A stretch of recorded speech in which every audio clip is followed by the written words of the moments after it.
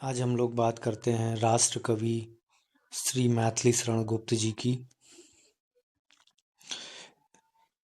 मैथिली शरण गुप्त जी हिंदी के राष्ट्र कवि थे, जिनका जन्म झांसी के चिरगांव में हुआ। पिता रामचरण गुप्त से काव्य प्रेरणा पाकर उन्होंने खड़ी बोली में भारत भारती जैसी रचनाएं की, जो स्वतंत्रता संग्राम में प्रभावशाली रहीं, और गांधी जी ने उन्हें राष्ट्र कवि कहा।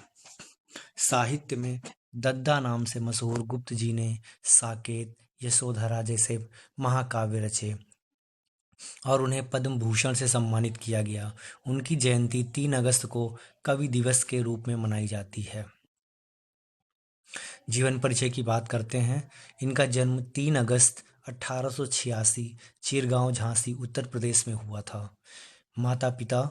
माता श्रीमती काशीबाई और पिता सेठ रामचरण गुप्त जी थे, जो कि स्वयं भी एक कवि थे। प्रारंभिक शिक्षा की बात करते हैं तो गुप्त जी की प्रारंभिक शिक्षा घर पर हुई। बाद में वे स्वाध्याय से संस्कृत, अंग्रेजी, बांग्ला और हिंदी का अध्ययन किया। साहित्यिक जीवन: पिता से काव्य प्रतिभा विरासत में मिली। खड़ी बोली हिंदी के महत्वपूर्ण कवि, जिन्होंने ब्रजभाषा के प्रभुत्व को चुनौती दी। महात्मा गांधी के साथ स्वतंत्रता आंदोलन में भाग लिया और जेल भी गए। भारत भारती 1912 उनकी राष्ट्रभक्त से ओतप्रोत रचना है, जिस पर गांधी जी ने उन्हें राष्ट्र कवि की उपाधि दी। साकेत और यशोधरा उनके प्रमुख महाकाव्य हैं। साकेत पर मंगला प्रसाद पारितोषिक मिला। साहित्यिक जगत में दद्दा नाम से पुकारे जाते थे। सम्मान की बात करते हैं तो पद्म भूषण सम्मान से सम्मानित किया गया इनको, और कई विश्वविद्यालयों से डीलिट की मानद उपाधि इन्हें प्रदान की गई। मैथिली शरण गुप्त जी का निधन 12 दिसंबर 1964 को हुआ। प्रमुख विशेषताएं इनकी थी कि राष्ट्र प्रेम। मैथिली शरण गुप्त ने अपनी सभी कविताओं में लगभग राष्ट्र प्रेम की झलक को दिखाया है। तो राष्ट्रीयता और भारतीय संस्कृति का ओजपूर्ण वर्णन, नारी सम्मान, नारी के प्रति सद्भावना, विशेषकर उर्मिला के चित्रण से। समन्वय की बात करते हैं तो प्राचीन संस्कार और आधुनिक विचारधारा का समन्वय इन्होंने किया है।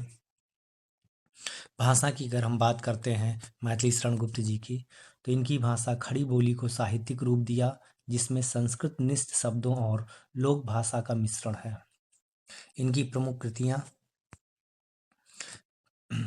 इनका पहला महाकाव्य है साकेत और यशोधरा। खंड काव्य इनका है भारत भारती, विपथगा, मेघनाद पथ।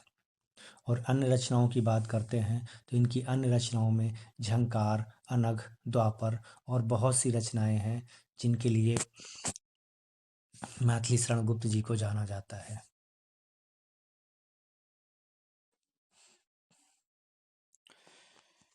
आज हम लोग बात करते हैं राष्ट्र कवि श्री मैथिली शरण गुप्त जी की।